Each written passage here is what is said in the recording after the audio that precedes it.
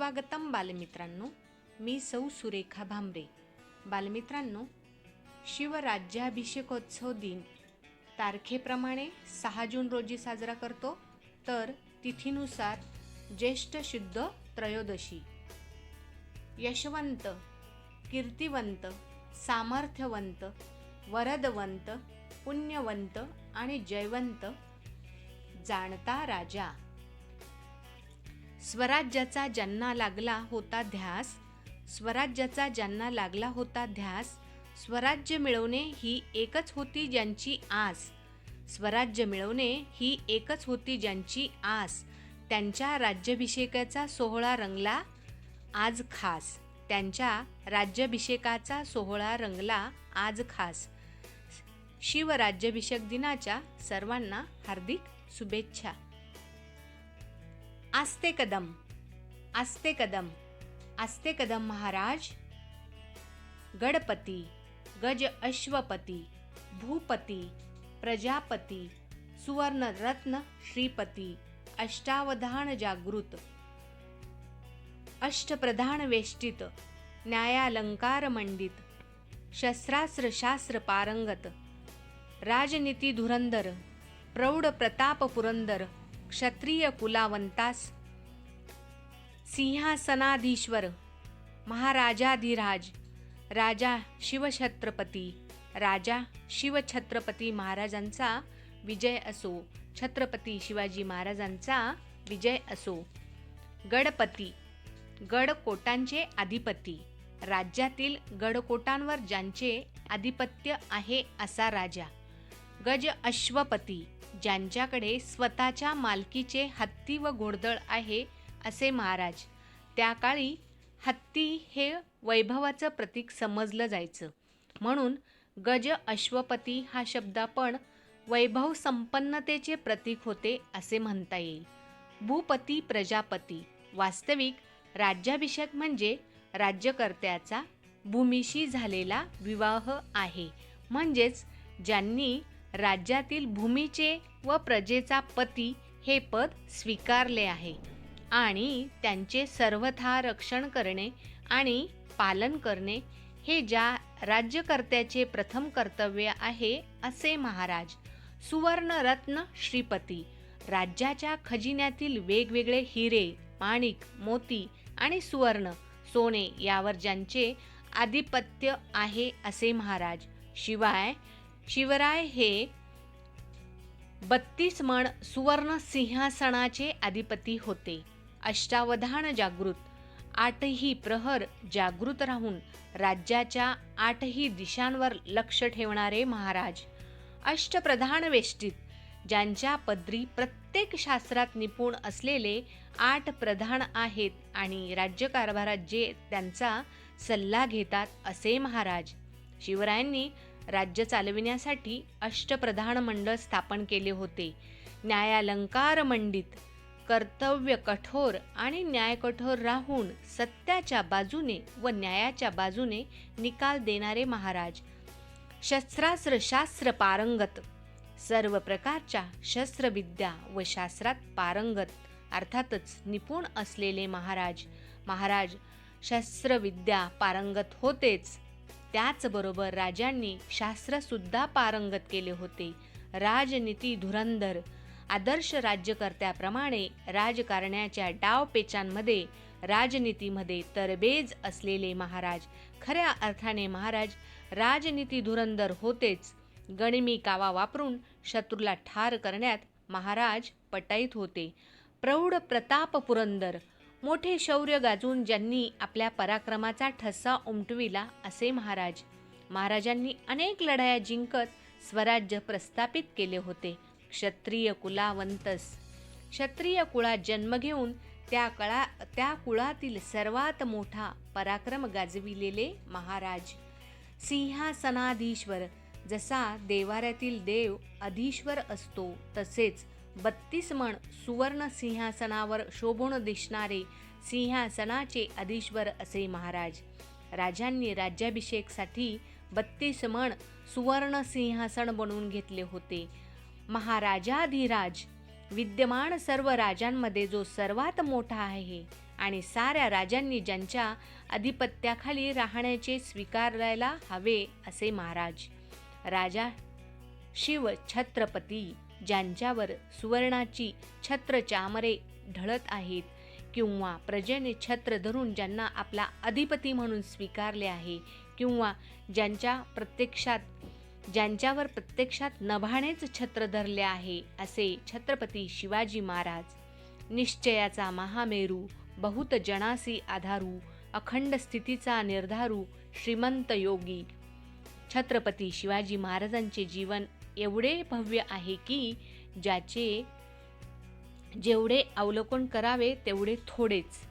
ते एकाच वेळी द्रष्टे, स्वातंत्र्य योद्धे, सेनापती, संघटक, स्फूर्तिदाते, युग पुरुषोत्तम होते. त्यांच्या कुठल्याही गुणाला त्यांच्या काळातच नव्हे तर आत्ताच्याही कित्येक शतकात तोड नाही. असा हा राजा केवळ पुण्यवंत राजाच नव्हता तर तो आदर्श नीतिवंत राजा होता.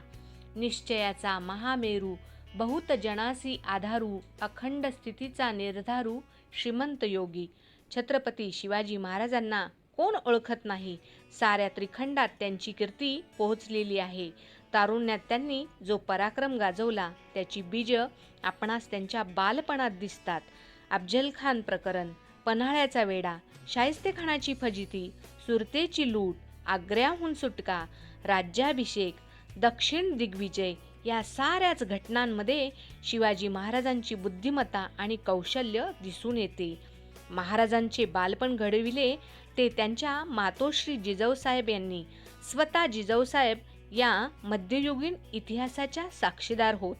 त्यांचे वडील लखुजीराव जाधव यांची निजामशहाने भर दरबारात हत्या केली. शहाजीराजे भोसले यांचे स्वराज्य स्थापनेचे सारेच प्रयत्न अपुरे पडले. निजामशाही, आदिलशाही, मोगल यांच्याकडे शहाजीराजांना जावे लागले. यामुळेच स्वातंत्र्याचे खरेखुरे मोल मातोश्री जिजाऊसाहेब जाणून होत्या. मातोश्री जिजाऊसाहेबांनी छोट्या शिवबांना रामायण महाभारतातील गोष्टी सांगितल्या. अन्यायाविरुद्ध उभे राहण्याची प्रेरणा दिली. स्वतःच्या आयुष्यातले खडतर प्रसंग सांगून जुलमी सत्तेविरुद्ध उभे राहण्याची प्रेरणा दिली. शेतकऱ्यांना त्रास देणाऱ्या लांडग्यांना ठार मारून त्यांचे मुंडके किंवा शेपटी आणून देणाऱ्या शूर तरुणास रोख बक्षीस दिली. या साऱ्या घटना शिवराय पाहत होते. आजूबाजूला घडणाऱ्या घटनांचा परिणाम बालशिवाजींवर होत होता. बालशिवाजींनी आपल्या सवंगड्यांना गोळा करून लुटुपुटीच्या लढाया सुरू केल्या. मातीचे छोटे किल्ले उभारले. खोटे खोटे राज्य उभारून न्यायनिवाडे सुरू केले. आजूबाजूच्या वातावरणाचा, सह्याद्रीचा आणि संतांचा प्रभाव यातूनच शिवबा घडले. अगदी बालपणी त्यांनी आदिलशहाला कुर्निसात करण्यास नकार दिला. हे त्यांच्या स्वाभिमानाचेच प्रतीक होते. या मुलामधला ज्वालामुखी आदिलशहाला ओळखता आला नाही. स्वराज्याच्या कल्पनेने भारावलेल्या आपल्या सवंगड्यांना घेऊन शिवाजी महाराजांनी रायरेश्वराच्या मंदिरात स्वराज्याची शपथ घेतली. स्वतःचे स्वतंत्र राज्य स्थापन करण्याचे ठरविले. प्रवास अवघड होता. अत्यंत प्रतिकूल परिस्थिती. आजूबाजूला प्रबळ शत्रू, अस्तिनीतील निखाऱ्यासारखे स्वकीय फितूर शत्रू, सैन्य कमी, गडकोट कमी, खजिना कमी या सगळ्यांवर मात करून शिवाजी महाराजांनी स्वराज्य उभारले. मातोश्री जिजाऊसाहेबांनी पुण्यात शिवबांच्या हस्ते सोन्याचा नांगर फिरवला. राजांनी 1674 मध्ये या घटनेवर कळस चढविला. मध्ययुगात कृष्णदेवरायांचा अपवाद वगळता स्वतःला राज्याभिषेक घडून आणणारे छत्रपती शिवाजी महाराज अपवादच. स्वतःचे आरमार, सैन्य, घोडदळ, पायदळ, गडकोट, स्वतंत्र मुद्रा, राज्य व्यवहारकोश या गोष्टी महाराजांनी फक्त 50 वर्षाच्या आयुष्यात केल्या. आपण सर्वजण शिवाजी महाराजांना जाणतोच.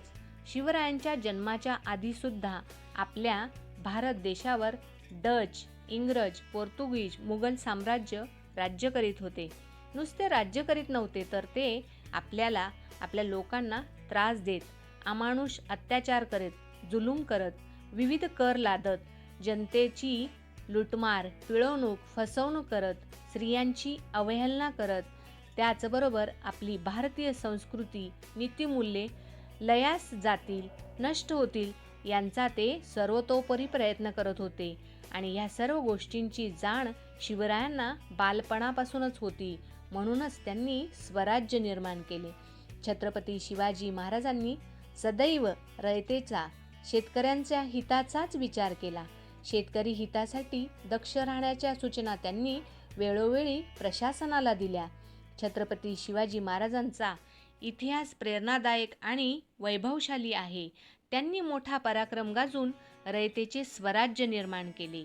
मोगल, आदिलशाही, इंग्रज यांच्या विरोधातील त्यांची लढाई राजकीय होती, धार्मिक नव्हती. त्यांचा राज्यकारभार लोकाभिमुख होता. शिवाजी महाराजांनी नेहमीच कष्टकरी, शेतकरी यांचेच हित जोपासले. त्याचबरोबर शिवकाळात अनेकदा दुष्काळ पडला. सिंचनाचे प्रमाण कमी होते, उद्योग व्यवसाय मर्यादित होते, तरी देखील शेतकऱ्यांनी आत्महत्या केल्या नाहीत. याचे कारण शिवरायांचे शेती आणि शेतीविषयक धोरण. ते त्यांच्या अनेक पत्रातून आणि आज्ञापत्रातून स्पष्ट दिसते. स्वराज्य स्थापनेच्या रणसंग्रामात त्यांनी शेतकऱ्यांची कधीही हेळसांड केली नाही, होऊ दिली नाही. 23 ऑक्टोबर 1662 रोजी सर्जेराव जेधे यांना पाठविलेल्या पत्रात शिवाजी महाराज म्हणतात, तुमच्या इलाख्यात मोगलांची फौज येत असल्याची बातमी हेरांनी सांगितली आहे.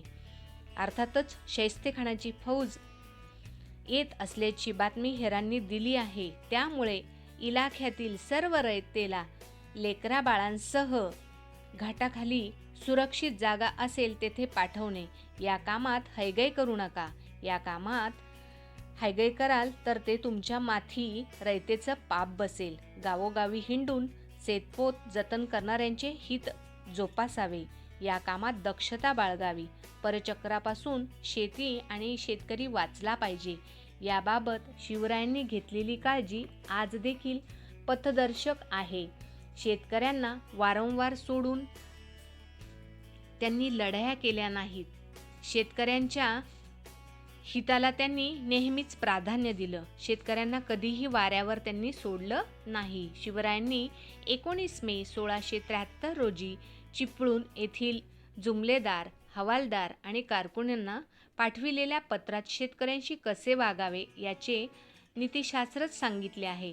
जनावरांचा चारा काटकसरीने वापरा. चाऱ्याची उधळपट्टी कराल तर पावसाळ्यात जनावरांना उपास पडेल, घोडी मरायला लागतील. मग तुम्ही शेतकऱ्यांकडून धान्य, भाकरी, गवत, फांद्या, भाजीपाला आणाल आणि मग शेतकरी उपाशी मरेल, ते निघून जातील. मग ते म्हणतील की तुम्ही तर मोगलांपेक्षा अधिक जुलमी आहात. शेतकऱ्यांचा तळतळाट लागेल. त्यामुळे शेतकऱ्यास काडीचा देखील त्रास देऊ नका.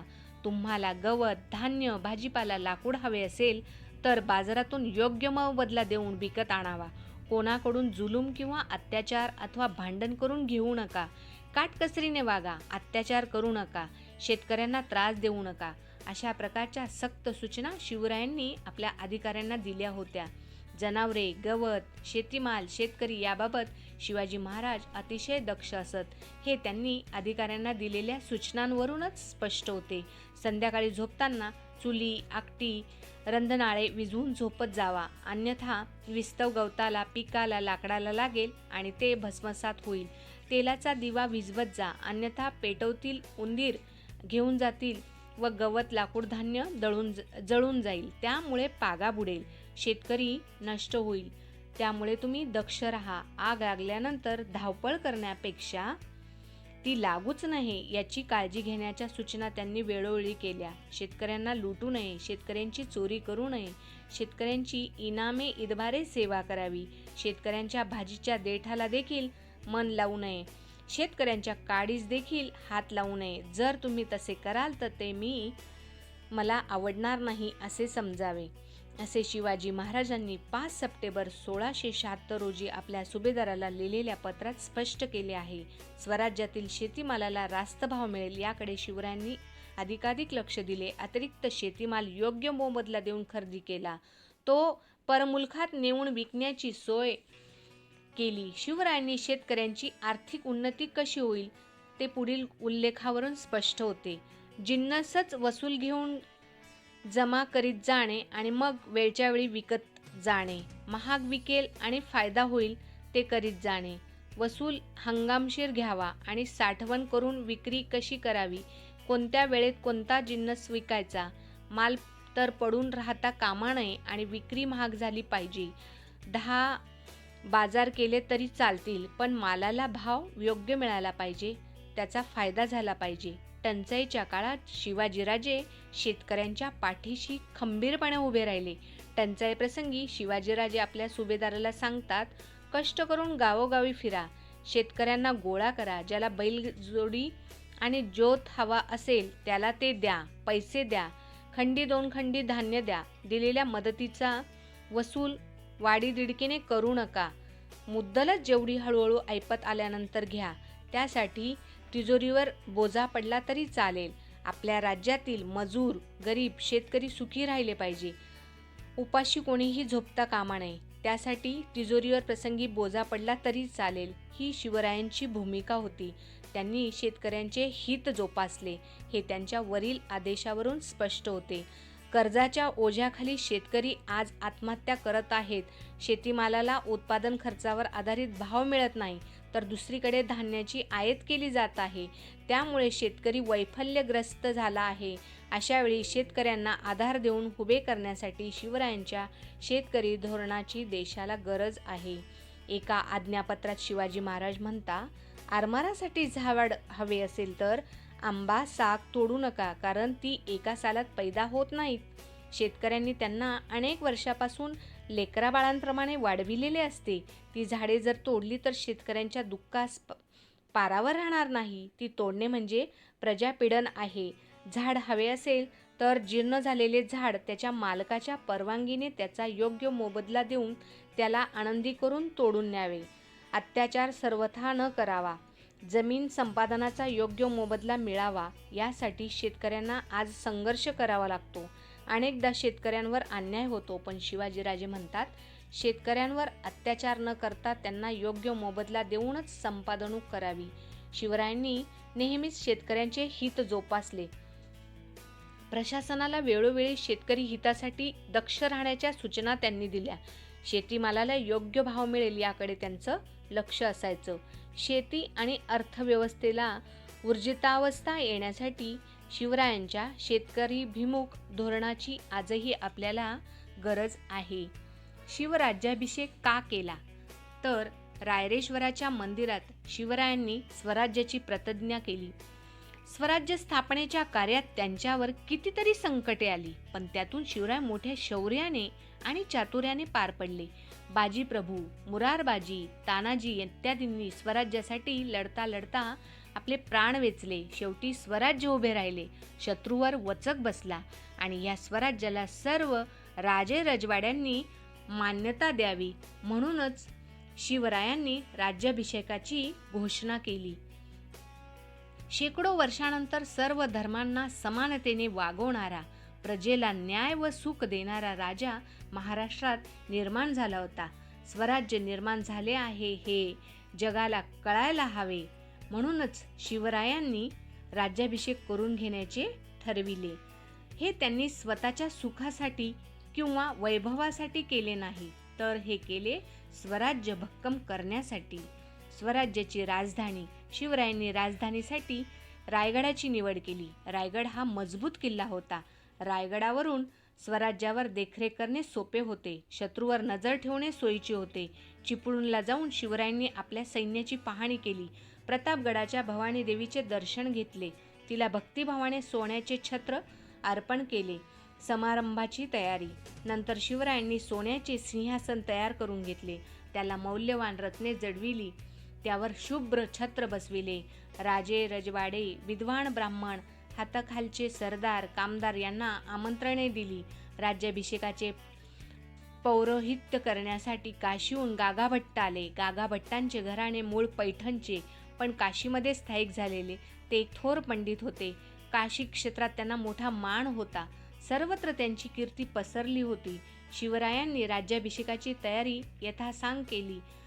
सप्तगंगा आणि समुद्र यांचे जल आणण्यासाठी माणसे गेली. रायगडावर सुमारे 50,000 माणसे जमली. त्यांच्यासाठी जिकडे तिकडे तंबू, डेरे, राहुट्या यांची गर्दी झाली. राज्याभिषेकाचा सोहळा. राज्याभिषेकाचा दिवस उजाडला. महामंगल दिवस होता तो. वाद्ये वाजू लागली, गवई गाऊ लागले. सगळीकडे आनंदी आनंद झाला. शिवराय सोन्याच्या चौरंगावर बसले. त्यांच्यावर छत्र चामरे धरण्यात आली. तूप, दही, मध यांचे कलश पुरोहितांच्या हातात होते. गागाभट्ट यांच्या हातात सोन्याची घागर होती. तिच्यात गंगा, सिंधू, यमुना, गोदावरी, कृष्णा, नर्मदा, कावेरी या 7 नद्यांचे आणि समुद्राचे पाणी भरलेले होते. गागाभट्टांनी ती सोन्याची घागर शिवरायांच्या डोक्यावर धरली व ते मंत्र म्हणू लागले.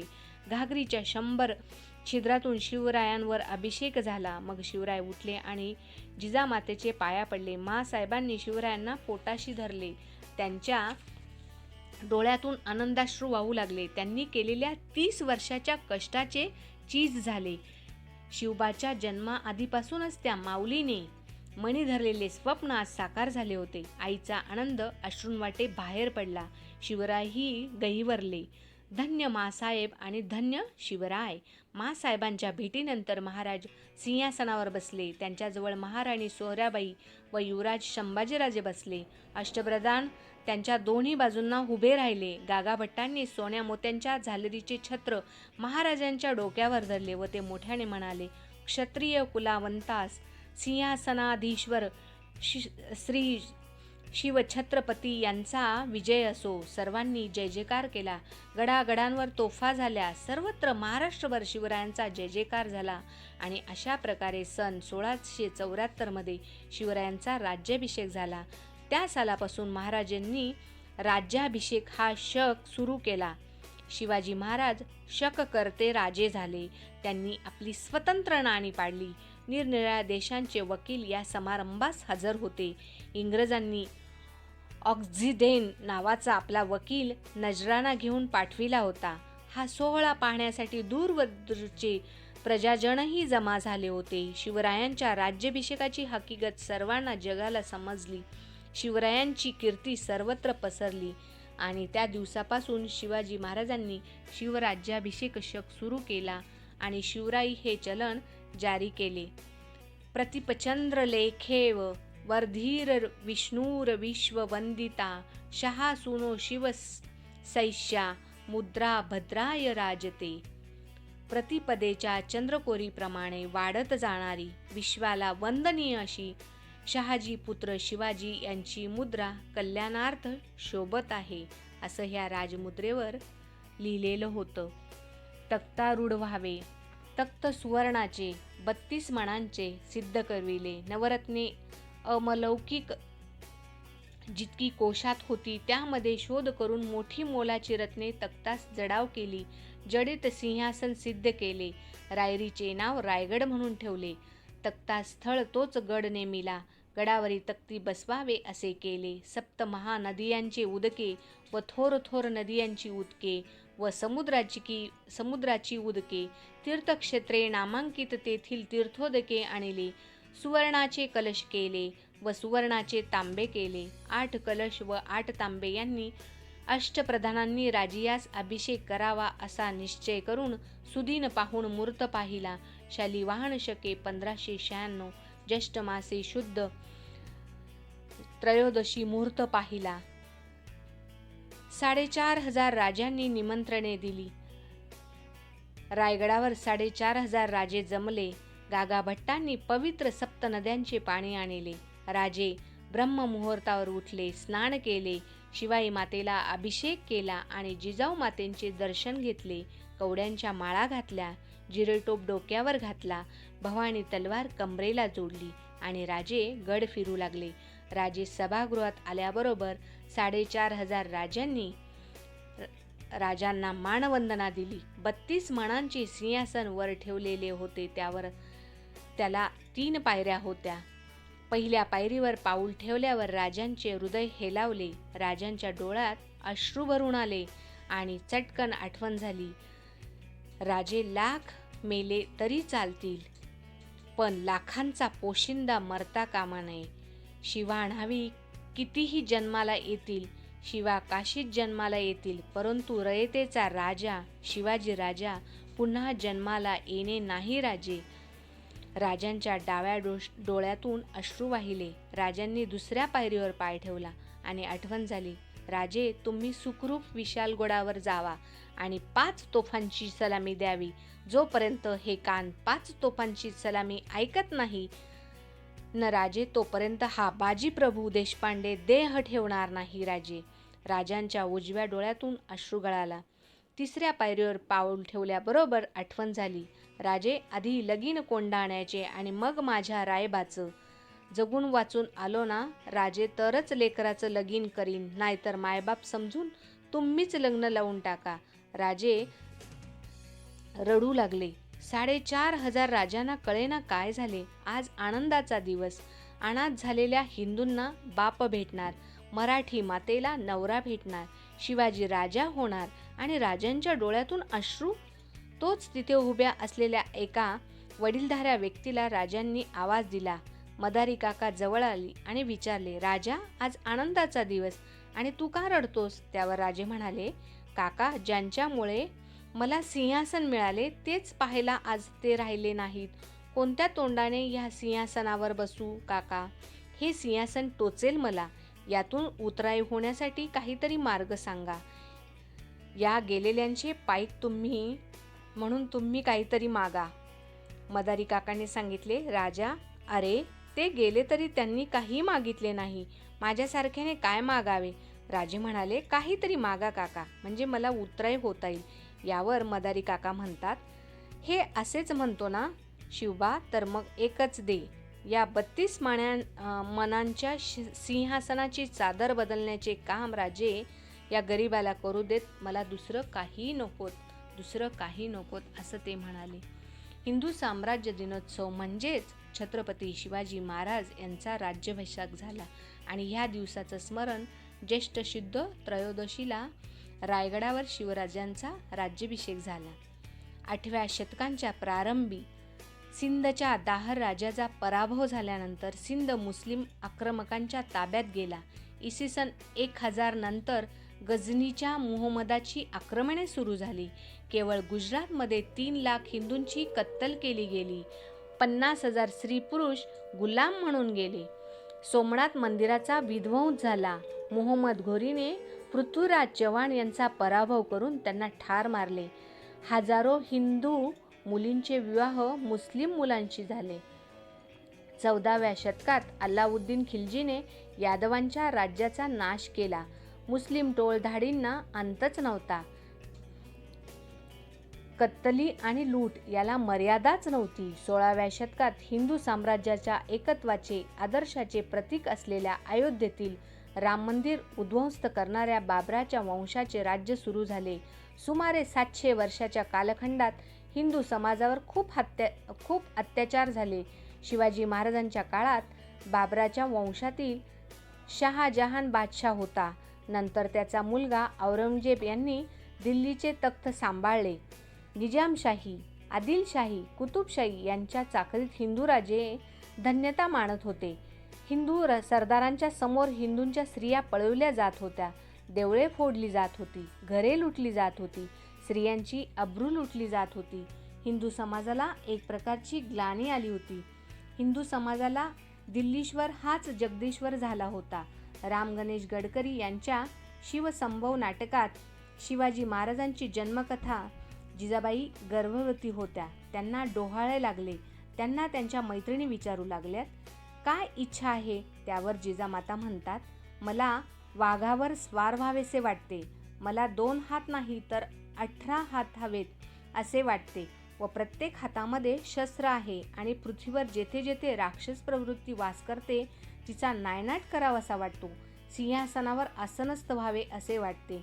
हे ऐकून सर्वांना आनंद झाला पाहिजे होता, पण जिजाबाईंच्या मैत्रिणी म्हणू लागल्या, हे भिकेचे लक्षण आहे, भिकेचे डोहाळे म्हणतात. ही होती हिंदू समाजाची मानसिकता. पुण्यात सोन्याचा नांगर फिरवला.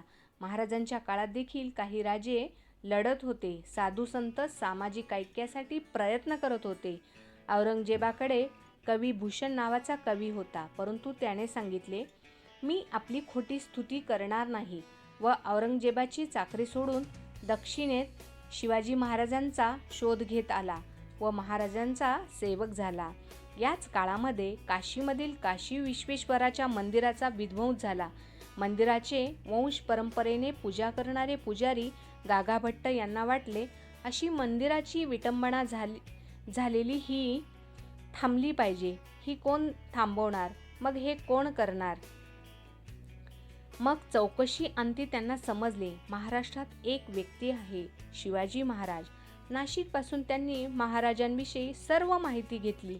महाराजांना प्रत्यक्ष भेटून तुम्हाला सिंहासनाधीश्वर व्हायचे आहे.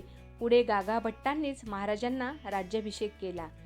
खऱ्या अर्थाने हिंदूंना राजा मिळाला. राज्याभिषेकाचे खूप दूरगामी परिणाम झाले. शिवाजी महाराज औरंगजेबाला भेटण्यासाठी आग्र्याला गेले तेव्हा संपूर्ण हिंदूंचे लक्ष या भेटीकडे लागले होते. तसेच जगाचे लक्ष देखील होते. भेट यशस्वी होईल का? महाराजांचे काय होईल? महाराज औरंगजेबाच्या दरबारातून सही सलामत सुटून आले.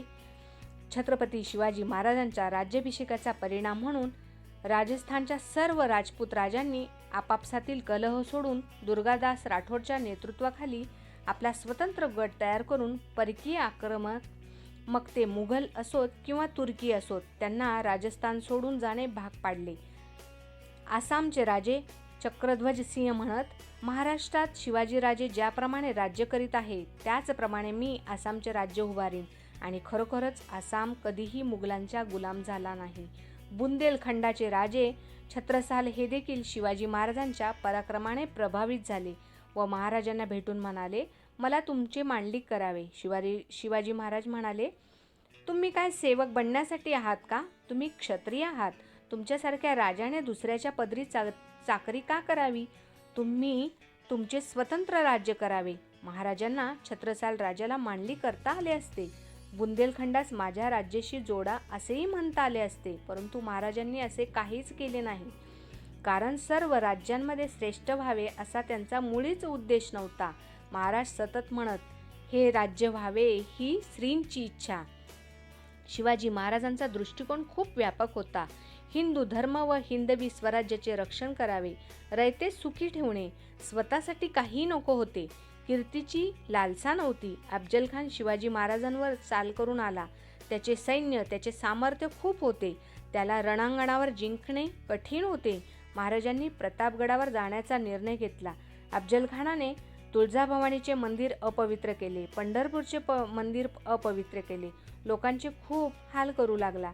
शेती, घरे, गावेच्या गावे आगीत बेचिराग होत होती. खान म्हणत होता, कुठे शिवाजी? मोठमोठ्या गप्पा मारणारा शिवाजी कुठे लपून बसलाय? ही सर्व बदनामी महाराजांच्या कानावर पडत होती. त्यांना बदनामीची पर्वा नव्हती. उलट त्यांनी आणखी अफवा पसरवल्या की महाराज घाबरून प्रतापगडावर जाऊन बसलेत. खानास गाफील करून प्रतापगडावर आणून नियोजनबद्ध पद्धतीने त्याचा वध केला. 18 पगड जाती जमातींचे त्यांचे मित्र सवंगडी होते. महाराजांनी त्यांच्यामध्ये आत्मविश्वास जागृत केला. एक वीर असा तयार झाला की ज्यांच्या कर्तृत्वाच्या पुढच्या पिढीसाठी शौर्यकथाच झाल्या. कोंढाणा जिंकताना तानाजी मालुसरे असतील, घोडखिंड लढविणारे बाजीप्रभू देशपांडे असतील. जेव्हा शिवाजी महाराज कुतुबशहाला भेटायला गेले त्यावेळी कुतुबशहाने महाराजांना उपहासाने विचारले, महती नाही सोबत आणले? महाराज म्हणाले, आणलेत की, पाठीमागे उभे आहेत. दुसऱ्या दिवशी येसाजी कंक हे मदमस्त हत्तीसोबत लढले व त्याची सोंड कापून त्याला ठार केले. शिवाजी महाराजांचे सुशासन. महाराजांचे अष्टप्रधान मंडळ होते. वतनदारी व जमीनदारी या प्रथा महाराजांनी बंद केल्या. पूर्वी सरदारांच्या पदरी स्वतःचे सैन्य असे. ही पद्धत बंद करून सर्व सेना स्वराज्याच्या केंद्रीय प्रशासनाच्या आधिपत्याखाली आणली. त्यांना तेथून वेतन देण्याची पद्धत सुरू केली. सैनिकांच्या घोड्याची मालकी देखील केंद्रीय प्रशासन म्हणजेच स्वराज्याची होती. शेतकऱ्यांना समाधान लाभेल अशी कर प्रणाली अंमलात आणली. तलाव निर्माण केले, विहिरी बांधल्या, धर्मशाळा, मंदिरे बांधली. प्रजा सुखी करण्यासाठी जे आवश्यक होते ते सर्व महाराजांनी निर्माण केले.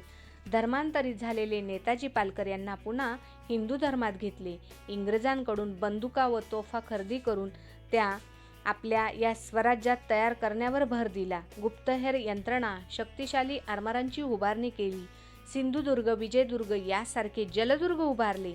स्वराज्याचे सुराज्य बनवणे व त्याचे रक्षण करणे यावर त्यांचा विशेष भर होता. सामान्य माणसास प्रशासनाचे निर्णय समजावेत यासाठी राज्य व्यवहार कोश तयार केला. त्याचबरोबर फारसी भाषेचा उपयोग संपुष्टात आणला.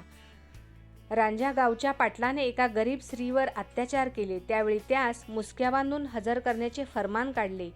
त्याचे हातपाय तोडले. माणूस जेवढा मोठा तेवढी त्याची शिक्षा देखील कठोर असायच्या. रायगडावरील हिरकणीची गोष्ट. उशीर झाला म्हणून गड उतरण्यास गडाचे दरवाजे बंद झाले. मग हिरकणी एका कठीण टोकावरून गड उतरून घरी गेली. ही गोष्ट महाराजांना कळली. त्यांनी हिरकणीला बोलावून तिचा उचित सत्कार केला आणि